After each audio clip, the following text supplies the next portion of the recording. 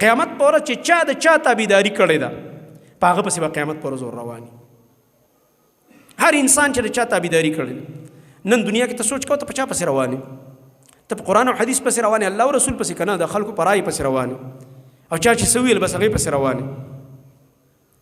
دغه رنګه یو سیاسي پارټي دی دغه کړې ده، او د سیاسي لیډر په سر باندې ورور هم نه پیژني او پلار هم نه پیژني، او دغه رنګه رشته دار هم نه پیژني، او ملګری هم نه پیژني، او بیزتینې دي او کنځلې دي، او فیسبوک دې هم د کنځلو نه ډک کړی، همداسې هم باسونه کې پار بیټک کې چې کښېنې او یو ته خوله ورچې او بل ته خوله ورچې.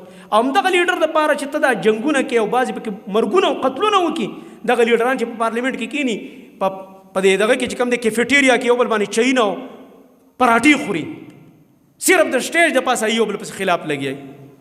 نو د دې دپاره جنګونه مه کوه، د لیډر دپاره چې کوم دی ولا برا مه کوه، د پارټۍ دپاره ولا او برا مه کوه، د تنظیم دپاره ولا او برا مه کوه، د خپل تنظیم د مشر او د امیر دپاره ولا او برا مه کوه.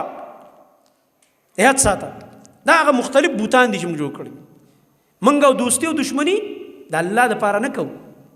د مؤمن طریقه به دای چې د ولا او برا دوستی دشمنی دا به د الله دپاره، زموږ د پارټو دپاره، زموږ د تنظیمونو دپاره. یار که دا سړی زما تنظیم کې دی به زما ورور هم دی، ملګری هم دی، منډه پر ولاړ چې نه دی سره دی وایي پېژنم نه، ښه مؤمن دی خو بس ګوره مؤمن دی زما سره نه لګېږي.